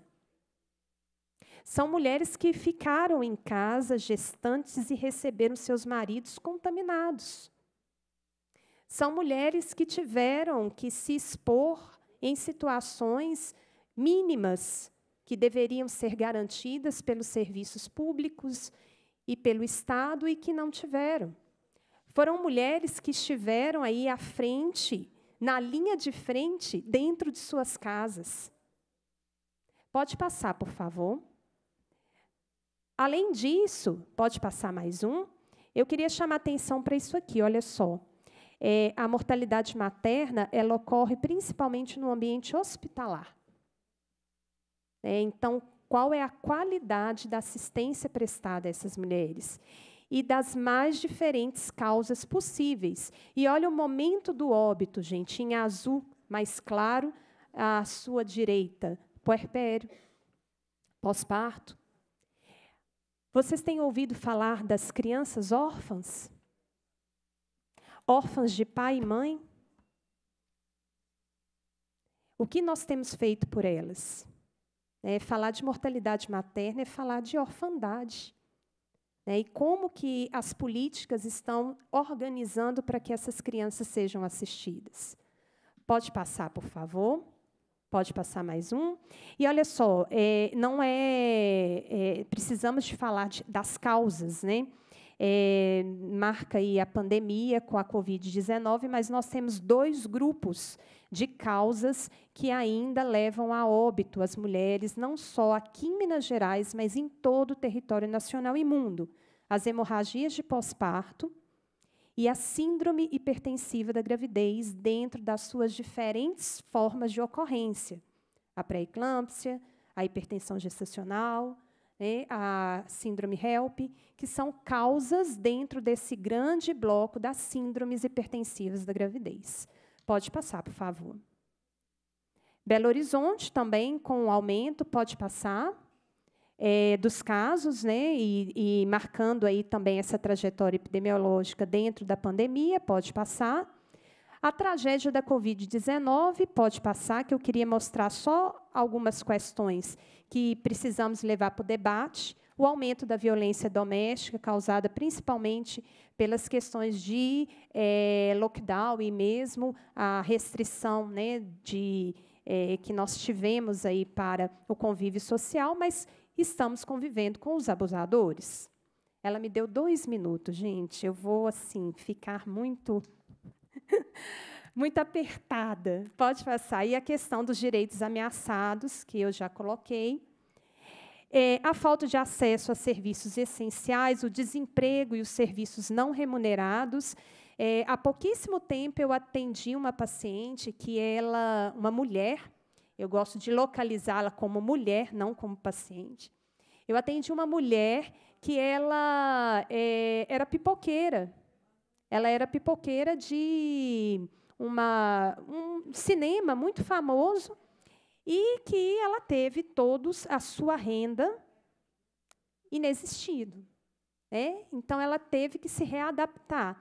E aí ela passou a fazer a pipoca em casa e distribuir clandestinamente. E eu achei o máximo, né, nessa estratégia de sobrevivência, mas quantas tiveram que se reestruturar, né, nesse momento? Pode passar, por favor. Eu não vou me ater a esses números aqui, do Observatório da Fiocruz. Eu queria, pode passar, por favor, mostrando mesmo o aumento dos casos de mortalidade materna, pode passar. A questão, gente, 2020 e 2021, e a questão do marcador biológico, né, onde ocorreram a maior parte dessas mortes no 3º trimestre de gravidez. Né, então, é o momento em que ela já estava quase finalizando essa gestação. Pode passar, por favor. E aí, chega no tema que me falaram assim, Danúbia, seu foco, violência obstétrica. Pode passar. Conceito, tipificação e materialização. Pode passar, por favor. Eu preciso de mais um tempinho, por favor. Eu queria mostrar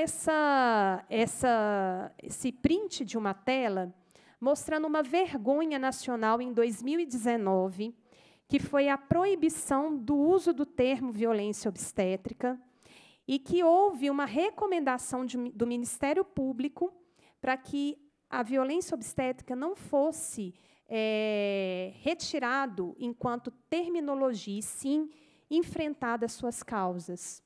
Vocês sabem disso, que nós fomos proibidos de usar a terminologia, né, por um despacho orientador do Ministério da Saúde, e que teve que ser a duras penas, e graças aos movimentos sociais que nós temos, a recomendação ela foi botada por terra, para que a gente pudesse novamente localizar esse problema. E que problema é esse? Passa para mim.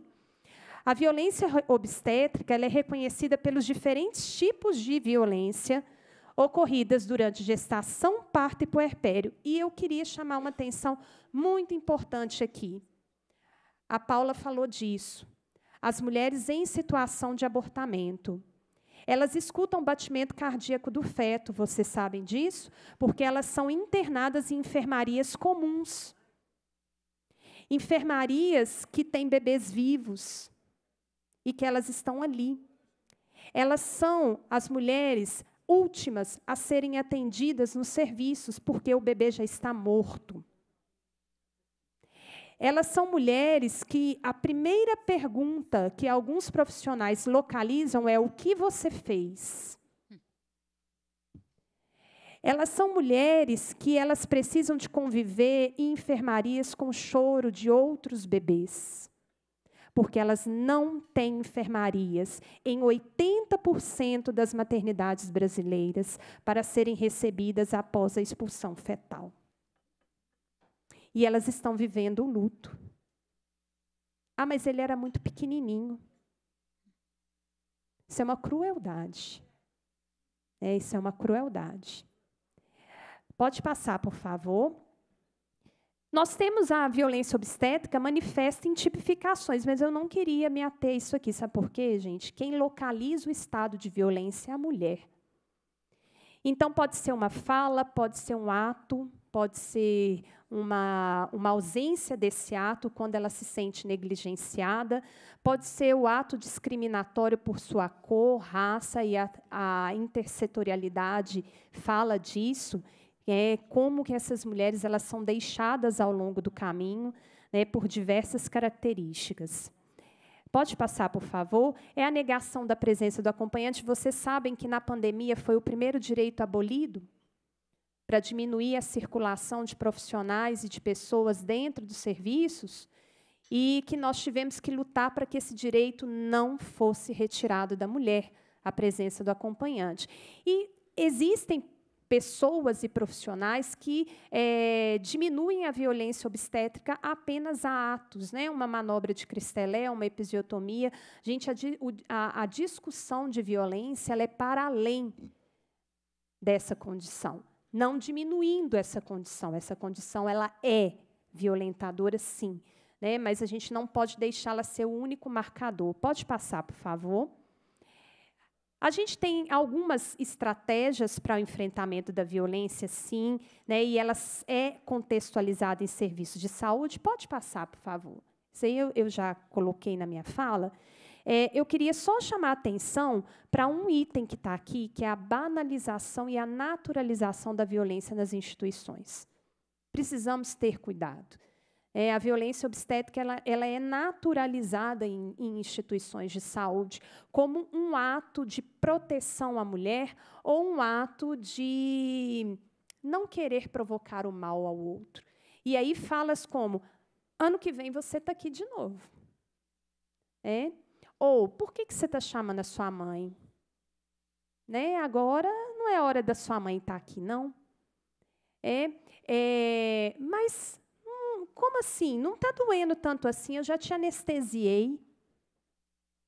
Essa questão levantada pela Paula das mulheres negras receberem menos analgesia, ela é real. As mulheres negras recebem menos analgesia de parto. Sabe por quê? Culturalmente é posto que mulher negra é raçuda. Eu já ouvi isso de profissional da saúde. Ela aguenta na raça. Isso é provocativo, pessoal, de reflexões de nossas atuações profissionais, de como nós estamos fazendo com que isso aconteça nos serviços de uma forma banal, corriqueira, cotidiana, naturalizada. Pode passar, por favor. E como os profissionais de saúde estão envolvidos nisso? E aí, gente, nós estamos falando de pessoas que são os abusadores. Em grande parte das situações. São os abusadores. Aí entra na minha última parte, que é a questão da humanização da assistência e do parto. Olha que desafio que foram essas temáticas todas juntas, né? Como trazer as questões associadas à humanização da assistência ao parto? Primeiro, eu queria situar isso aqui não como mercadoria. A gente precisa de lutar por assistência digna para todas e não trazer a humanização como mercadoria. Hoje virou. O kit humanização. Você tem que ter isso, isso e aquilo, como se a gente não pudesse ter humanização com relações, com atos profissionais que façam com que aquele profissional seja presente no momento do nascimento. Mesmo ele não tendo ali toda a parafernália que ainda é atribuída à humanização. Mas a presença, ela é necessária e fundamental para que as relações aconteçam. Pode passar, por favor. Eu queria chegar lá nas fotos. Aí, pode parar aí. Eu queria mostrar para vocês uma questão que é muito importante falar aqui, que são as práticas baseadas em evidências científicas para o exercício do cuidado. Pode passar, por favor. Pode passar. Eu já fui muito criticada por essa foto. Eu não sei se vocês estão reconhecendo que a parturiente sou eu. Eu ainda não havia feito o meu processo de libertação de meus cachos de volta, que foi a melhor coisa que aconteceu na minha vida enquanto marcador de identidade. Mas eu queria mostrar essa foto, mesmo sabendo que algumas de vocês vão olhar para essa foto assim e falar assim, mas é para mostrar daquela profissional que me assistiu. Um dia, numa consulta de pré-natal, eu falei com ela assim, cuide de mim, para que eu possa ficar bem, para todas as pessoas que ali estão, porque eu não vou estar cuidando de mim, eu vou estar em outra instância, né? E, de fato, gente, esse momento do parto, e eu não estou aqui romantizando, tá, gente? É outra questão que eu não me coloco, é romantizar esse momento tem tantas outras coisas. E eu lembro, assim, que na hora que eu estava no período expulsivo, que é essa foto, eu ouvi um barulho parecendo como se fosse de um spray. E eu falei assim, gente, mas será que estão detetizando aqui perto, essa hora? O que está acontecendo, né? E eu consegui abrir o olho e vi, gente, uma pessoa pegando uma escova e penteando meu cabelo. Não é o pentear o cabelo, não entendam isso, é o que ela fez por mim. Porque ela achava que aquilo era importante para mim. E é por isso que eu vou em todos os espaços e não consigo tirar essa foto. Porque essa foto me marca o cuidado. Né? O cuidado que ela teve comigo, para além de uma consulta de pré-natal, do momento do parto e nascimento, mas ela falou assim, eu tenho que cuidar dela e deixar ela bem. Né? Então, essas fotos que vocês vão ver, pode passar, por favor. São fotos que traduzem isso, né? Como que a gente pode acolher mulheres nesse momento mais significante e significativo delas, por elas e para elas, em todas as situações de boas práticas e prática baseada em evidência na assistência ao parto e nascimento. Vocês estão vendo coisas que são primordiais. A ausculta do batimento cardíaco do neném, a verticalização, posicionamento, imersão na água para aliviar a dor. Mas, para além disso, né, o que nós podemos fazer para garantir? Porque, às vezes, o que a gente vai ter é uma cama. E essa cama ela tem que ser humana. Né? O profissional ele precisa de se colocar nesse lugar. Né? Pode passar, por favor. E eu já estou finalizando a minha fala, pode passar. Eu não poderia deixar de falar da enfermagem obstétrica. E aí, pessoal, para todos que estão me ouvindo, é inadmissível que as instituições mineiras ainda aceitem que a enfermagem obstétrica se resuma à ausculta de batimento cardíaco do bebê. A enfermagem obstétrica é, no mundo inteiro, o profissional de maior reconhecimento para a implementação das políticas que trazem a humanização da assistência ao parto. E ainda em algumas maternidades, aqui em Minas Gerais eu posso nomear várias, a enfermeira obstetra ela não está posta como equipe multiprofissional para assistência ao parto e nascimento. Por favor, gente, tragam isso enquanto política pública para essa casa, porque a gente vai ver mudança de modelo assistencial quando a gente tiver esse profissional reconhecido na atuação ao parto e nascimento. Pode passar, por favor. E eu finalizo com esses apontamentos aqui. Pode passar. Pode passar, por favor. Olha o tanto de coisa que eu queria. Pode passar.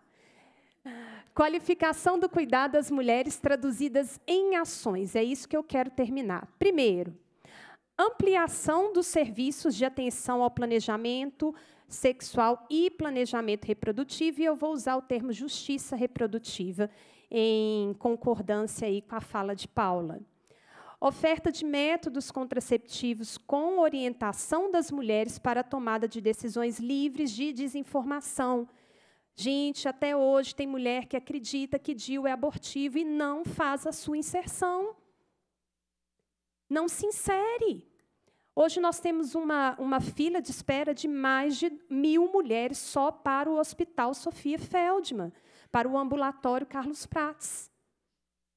Nós precisamos de políticas que incluam outros profissionais na inserção da rede. E aí vamos chamar a atenção para os enfermeiros que atuam nessa inserção. Enfrentamento da criminalização do aborto com ações de acolhimento, serviços qualificados no atendimento às mulheres que vivem a perda fetal. Ô, Paula, essas mulheres elas não vão no serviço, sabe por quê? Elas têm medo da polícia ser chamada. Elas têm medo. E aí elas chegam, gente, com um sangramento tão ativo que elas já entram no estado que, para nós, profissionais de saúde, nós chamamos de choque hipovolêmico, que é um processo de difícil resolução, porque elas têm medo da polícia ser chamada. Acesso ao pré-natal qualificado com ações ampliadas de educação em saúde e orientação quanto aos direitos da gestante.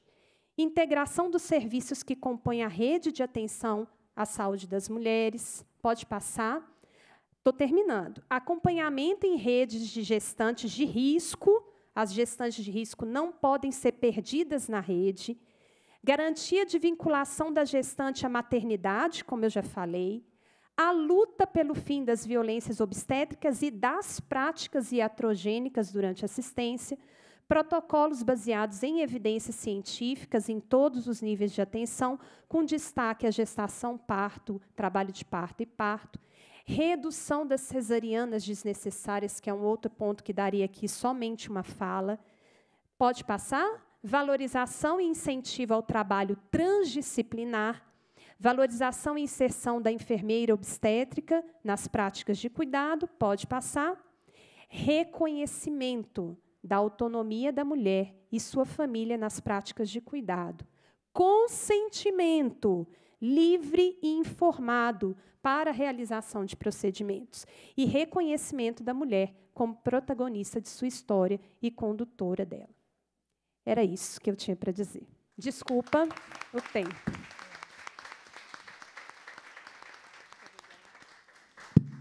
Muito obrigada, Danúbia, pela riqueza, né, de detalhes aqui do seu estudo.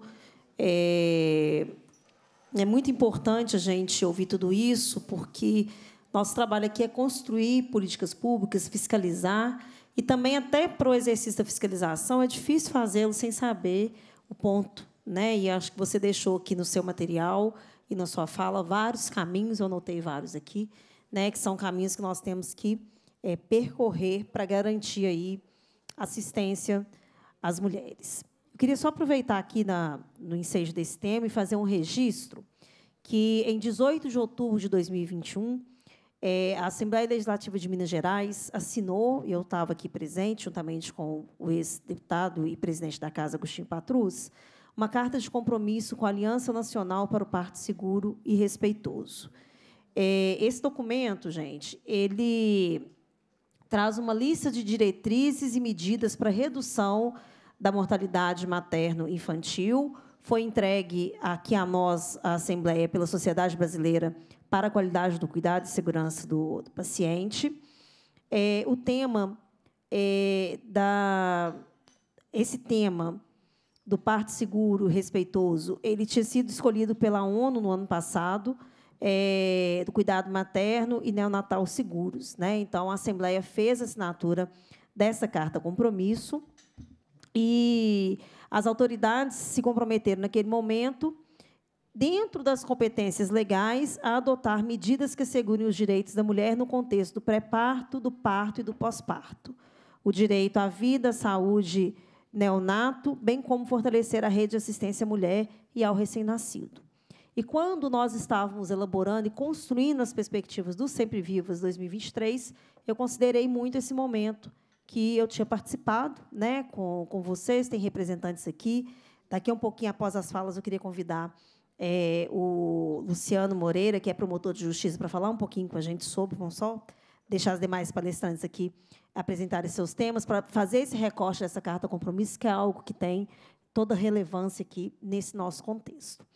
E aí, gente, a Danúbia, então, trouxe, né, vários aspectos, e um dos aspectos que ela trouxe, que eu gostaria aqui de ressaltar, até porque recebi uma mensagem no decorrer da apresentação, que é a questão do abortamento natural, da acolhida a essas mulheres, essa situação, né, delas estarem ali num mesmo ambiente com outros recém-nascidos, ou seja, né, tem um luto sendo feito ali, né, a situação como todo já é, como ela disse aqui, bem crueldade, né, com elas. E aí eu recebi uma mensagem, a pessoa não pede para não ser identificada, ainda porque é uma situação que causa ainda muita dor, e ela ainda não está em condições de falar abertamente, mas compartilhou conosco, eu acho que vale a pena a leitura. Vivenciei uma perda gestacional há menos de 3 meses, e posso dizer que, ainda hoje, a sociedade não dá o verdadeiro cuidado, principalmente quando ocorre nos primeiros meses da gravidez. É uma violência na alma. Amanhecer após se sentir sem vida. Vida como vive quando a dor e a saudade de um amor conhecido, desconhecido por uma inexistência inacabada. Uma totalidade infinita de dádiva divina, fecundada e gerada nas entranhas. Coração bate na batida ansiosa da batida que não escutou. A razão grita, emocionada, buscando racionalizar uma emoção que salta a razão. É, então, o início do fim de um começo que já se faz completo por sua razão de existir, né? Então, aqui é a tradução de uma dor de uma mulher que perdeu sua criança no início da gestação, e aí não vale para a gente, né, se era um dia, se era um mês, se eram 3, se eram 8, enfim, né? É um sonho que se vai, é uma vida que se vai e merece ser tratada com todo respeito. Então, obrigada pelo compartilhamento, toda a nossa solidariedade, e a gente espera, né, fazermos também desse luto aqui, luta para que outras tantas de nós não passem por situação semelhante. Muito obrigada.